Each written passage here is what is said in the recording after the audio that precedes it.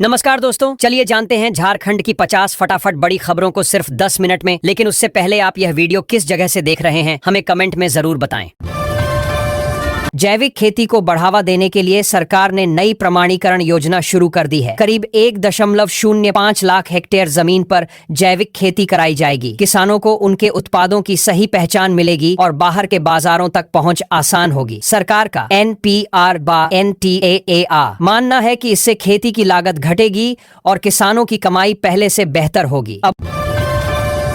बुआ आवास योजना को तेजी से पूरा करने के लिए सरकार ने अधिकारियों को सख्त निर्देश दिए हैं। गांवों में 5000 नए सखी मंडल बनाए जाएंगे जो आवास निर्माण और निगरानी में मदद करेंगे। सरकार चाहती है कि गरीब परिवारों को जल्दी घर मिले और गांवों में महिलाओं की भागीदारी भी मजबूत तरीके से बढ़ सके।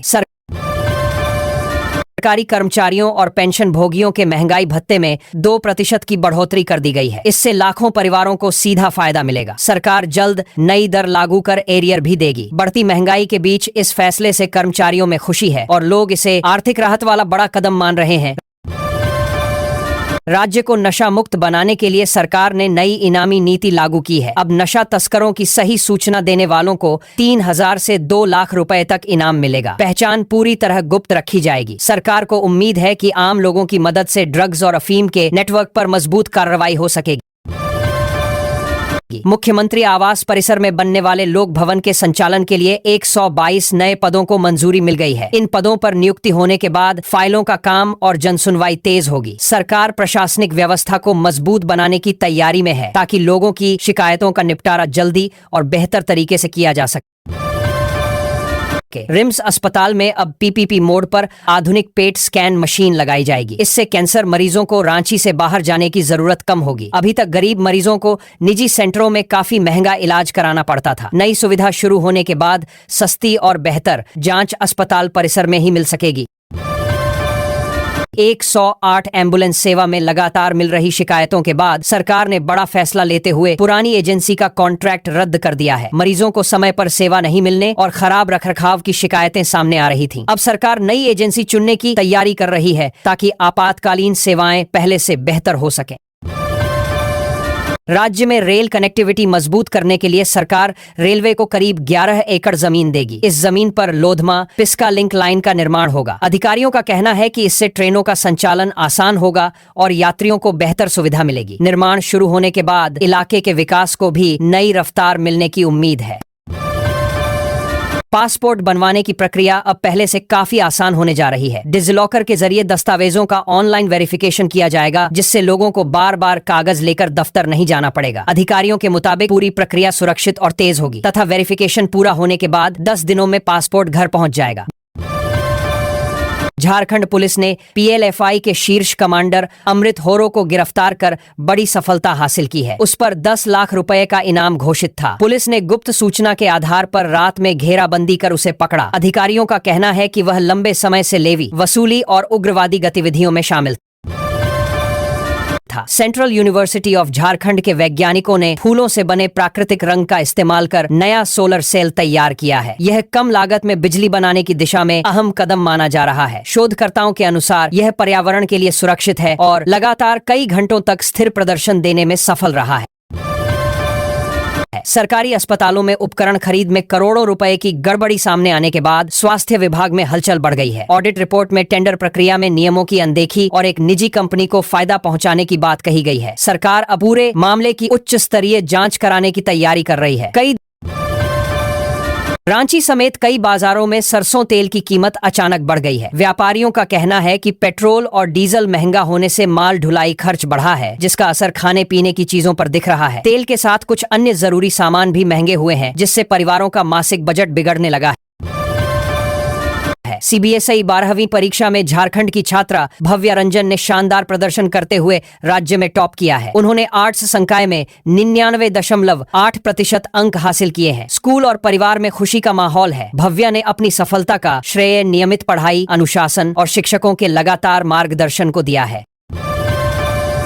गिरिडीह पुलिस ने बड़ी कार्रवाई करते हुए अवैध सेक्स रैकेट का भंडाफोड़ किया है। कुछ नाबालिग लड़कियों की सूचना के बाद पुलिस ने छापेमारी कर उन्हें सुरक्षित बाहर निकाला। मौके से मुख्य आरोपी महिला को गिरफ्तार किया गया। पुलिस अब पूरे नेटवर्क की जांच कर रही है और इससे जुड़े अन्य लोगों की तलाश जारी है। धनबाद के व्यस्त बाजार इलाके में देर रात लगी भीषण आग से एक पुरानी और मशहूर मिठाई की दुकान पूरी तरह जल गई। दुकान में रखा लाखों रुपए का सामान और मशीनें राख हो गईं। दमकल की टीम ने काफी मेहनत के बाद आग पर काबू पाया। शुरुआती जांच में शॉर्ट सर्किट वजह मानी जा में एसीबी की टीम ने बालीडीह थाना के एक एएसआई को रिश्वत लेते रंगे हाथ गिरफ्तार किया है। वह जमीन विवाद की रिपोर्ट पक्ष में करने के बदले 5,000 रुपए मांग रहा था। शिकायत मिलने के बाद टीम ने जाल बिछाया और आरोपी को पकड़ लिया। मामले के बाद पुलिस विभाग में चर्चा तेज हो गई है। रांची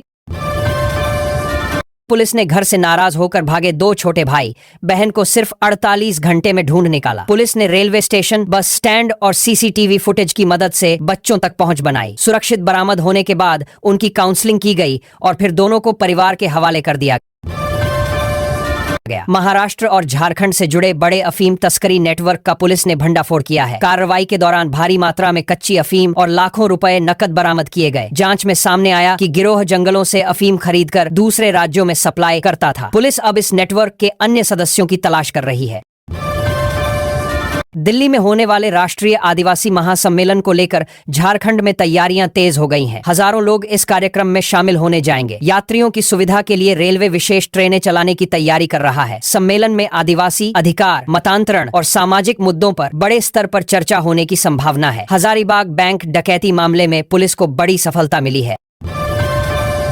उत्तर प्रदेश से 3 आरोपियों को गिरफ्तार किया गया है और उनके पास से सोना व नकदी बरामद हुई है। पुलिस का कहना है कि यह अंतर्राज्यीय गिरोह आधुनिक हथियारों के दम पर बैंक लूट की घटनाओं को अंजाम देता था। पूछताछ अभी जारी है। राज्यसभा चुनाव को लेकर झारखंड की राजनीति में हलचल बढ़ गई है। कांग्रेस प्रदेश अध्यक्ष ने सार्वजनिक रूप से चुनाव लड़ने की इच्छा जताई है। उन्होंने कहा कि अंतिम फैसला महागठबंधन के शीर्ष नेताओं की सहमति से होगा। इस बयान के बाद राजनीतिक गलियारों में चर्चाएं तेज हो गई हैं और नेताओं की गतिविधियां बढ़ने लगी हैं। धनबाद के सरायढेला इलाके में संदिग्ध पैकेट मिलने से पूरे इलाके में अफरा तफरी मच गई। सूचना मिलने के बाद पुलिस और बम निरोधक दस्ता मौके पर पहुंचा और इलाके को घेर लिया। शुरुआती जांच में इसे संदिग्ध विस्फोटक माना जा रहा है। पुलिस आसपास के सीसीटीवी फुटेज खंगालकर पैकेट रखने वाले की तलाश कर रही है। चाईबासा से लापता सीआरपीएफ जवान बादल मुर्मू के मामले में परिवार ने सीबीआई जांच की मांग की है। जवान की पत्नी ने भावुक अपील करते हुए सरकार और पुलिस से मदद मांगी है। परिवार को शक है कि नक्सलियों ने जवान का अपहरण किया था। मामले को लेकर इलाके में चिंता और चर्चा दोनों बढ़ गई है।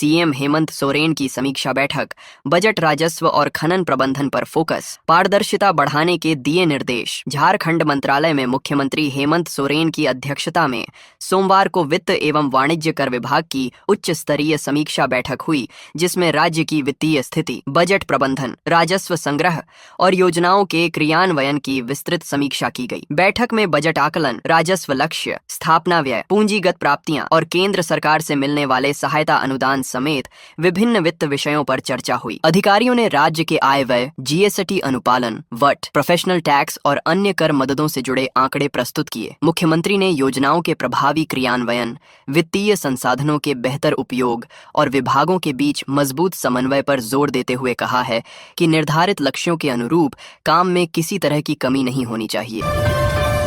झारखंड में अब 28 मई को रहेगी बकरी ईद की छुट्टी। झारखंड सरकार ने ईद उल अहा यानी कि बकरी ईद के सार्वजनिक अवकाश की तारीख में बदलाव किया है। अब राज्य में बकरी ईद की छुट्टी 27 मई की जगह 28 मई को होगी। इस संबंध में कार्मिक प्रशासनिक सुधार तथा राज्य भाषा विभाग ने अधिसूचना जारी की है। सरकार की ओर से जारी आदेश में कहा गया है कि पहले वर्ष 2026 के सरकारी कैलेंडर में बकरी ईद का अवकाश 27 मई को घोषित किया गया था। हालांकि चांद दिखने के आधार पर अब पर्व 28 मई को मनाया जाएगा। इसी को देखते हुए अवकाश की तारीख में संशोधन किया गया है। नई अधिसूचना के अनुसार 28 मई गुरुवार को पूरे राज्य में एनआई एक्ट के तहत सार्वजनिक अवकाश रहेगा। वहीं 27 मई बुधवार को सभी सरकारी कार्यालय सामान्य दिनों की तरह खुले रहेंगे और कामकाज होगा।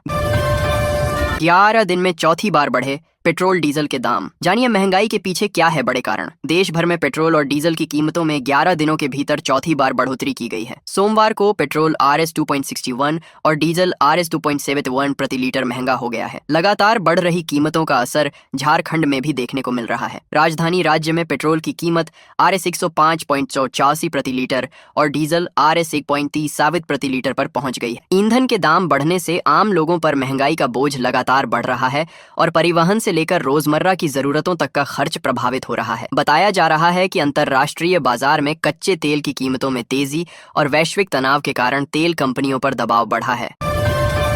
झारखंड में 30 मई तक गर्मी का सितम जारी। कई जिलों में 45 DG के पार तापमान। बीच बीच में कई क्षेत्रों में हल्की बारिश के आसार। तो झारखंड में इन दिनों भीषण गर्मी ने लोगों का हाल बेहाल कर दिया है। राज्य के कई जिलों में तापमान लगातार 44 से 45 डिग्री सेल्सियस के आसपास बना हुआ है, जिससे दोपहर के समय सड़कें सुनी नजर आ रही हैं। पलामू, गढ़वा, चतरा और जमशेदपुर समेत कई इलाकों में लू और गर्म हवाओं का असर देखा जा रहा है। वहीं राजधानी रांची, बोकारो और धनबाद में भी उमस भरी गर्मी से लोग परेशान हैं। हालांकि कुछ क्षेत्रों में दोपहर बादल छाने और तेज हवा चलने से लोगों को हल्की राहत मिल रही है। मौसम में लगातार उतार चढ़ाव के कारण दिन में धूप और शाम को आंशिक बादल का दौर जारी है। मौसम विभाग के अनुसार 30 मई तक राज्य में मौसम का यही मिजाज बना रह सकता है। वहीं इधर संथाल, परगना, कोल्हान और दक्षिणी झारखंड के कई जिलों में बीच बीच में तेज हवा, गरज के साथ हल्की बारिश की संभावना जताई गई है।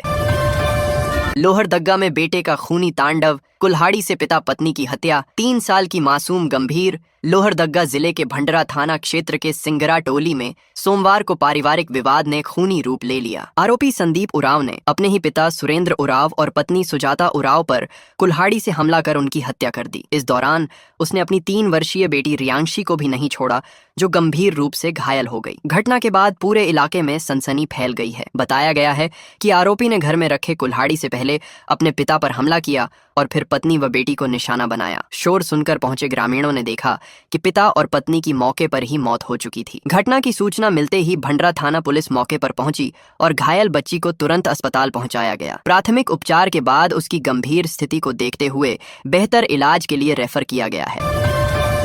पेट्रोल डीजल की बढ़ती कीमतों पर कांग्रेस का केंद्र सरकार पर हमला। रांची में आज हस्ताक्षर अभियान झारखंड प्रदेश कांग्रेस कमेटी ने पेट्रोल और डीजल की कीमतों में सोमवार को हुई बढ़ोतरी को लेकर केंद्र सरकार पर हमला बोला है। प्रदेश कांग्रेस अध्यक्ष केशव महतो कमलेश ने पार्टी मुख्यालय में आयोजित प्रेस वार्ता में कहा है कि लगातार बढ़ती महंगाई ने आम जनता की कमर तोड़ दी है, लेकिन केंद्र सरकार राहत देने के बजाय केवल कर वसूली पर ध्यान केंद्रित कर रही है। प्रदेश कांग्रेस अध्यक्ष ने कहा है कि पिछले कुछ वर्षों में केंद्र सरकार द्वारा लगाए गए उत्पाद शुल्क और अन्य करों के कारण पेट्रोल और डीजल की कीमतें रिकॉर्ड स्तर पर पहुंच गई हैं। राज्य के कई हिस्सों में ईंधन की कीमतें RZ 100 प्रति लीटर से अधिक हो चुकी हैं, जिसका सीधा असर परिवहन, खाद्य सामग्री, कृषि कार्य और दैनिक उपयोग की वस्तुओं की कीमतों पर पड़ रहा है।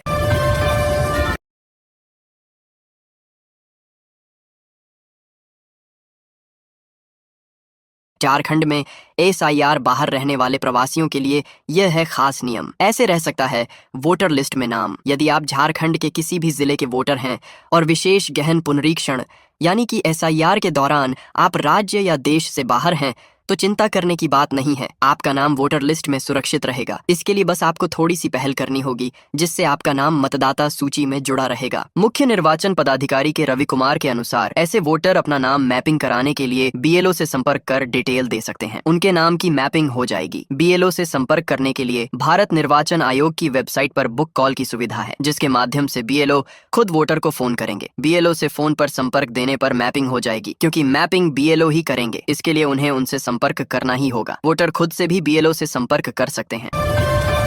बकरी ईद को लेकर झारखंड पुलिस अलर्ट। DGP ने सभी जिलों को दी सख्त निर्देश। आगामी बकरी ईद पर्व को लेकर झारखंड पुलिस मुख्यालय पूरी तरह से अलर्ट मोड में है। DGP तदासा मिश्रा ने पुलिस मुख्यालय में राज्य भर की कानून व्यवस्था की समीक्षा करते हुए सभी जिलों के पुलिस अधिकारियों को विशेष सतर्कता बरतने के निर्देश दिए। बैठक में संवेदनशील इलाकों में सुरक्षा व्यवस्था मजबूत करने, धार्मिक स्थलों के आसपास सीसीटीवी कैमरे लगाने, ड्रोन और वीडियोग्राफी से निगरानी करने तथा संयुक्त नियंत्रण कक्ष सक्रिय करने पर जोर दिया गया। साथ ही जिला और थाना स्तर पर शांति समिति की बैठकों को प्रभावी बनाने और आपातकालीन योजना तैयार करने के निर्देश भी दिए गए। समीक्षा बैठक में सोशल मीडिया पर निगरानी बढ़ाने, भड़काऊ पोस्ट और उत्तेजक गानों के प्रसारण पर रोक लगाने के निर्देश दिए गए। राष्ट्रपति ने शिबू सोरेन को मरणोपरांत पद्म भूषण से किया सम्मानित। झारखंड मुक्ति मोर्चा के संस्थापक और प्रदेश के पूर्व मुख्यमंत्री शिबू सोरेन को सोमवार को मरणोपरांत पद्म भूषण से सम्मानित किया गया। राष्ट्रपति द्रौपदी मुर्मू राष्ट्रपति भवन में आयोजित समारोह में 131 हस्तियों को पद्म पुरस्कारों से सम्मानित किया। शिबू सोरेन को यह नागरिक सम्मान सार्वजनिक जीवन में उनके लंबे सार्थक योगदान और झारखंड राज्य के गठन में ऐतिहासिक भूमिका निभाने के लिए दिया गया। गौरतलब है कि 4 अगस्त 2025 को लंबी बीमारी के बाद शिबू सोरेन का निधन हो गया था। वह लगातार 8 बार लोकसभा सांसद रहे और यूपीएस सरकार में कोयला मंत्री के रूप में भी काम किया। जब उनका निधन हुआ, वह राज्यसभा सांसद थे। झारखंड के पूर्व मुख्यमंत्री द्रोमगुरु शिबू सोरेन को मरणोपरांत पद्म भूषण से सम्मानित करने की घोषणा केंद्रीय गृह मंत्रालय द्वारा 25 जनवरी 2026 को गणतंत्र दिवस की पूर्व संध्या पर की गई थी।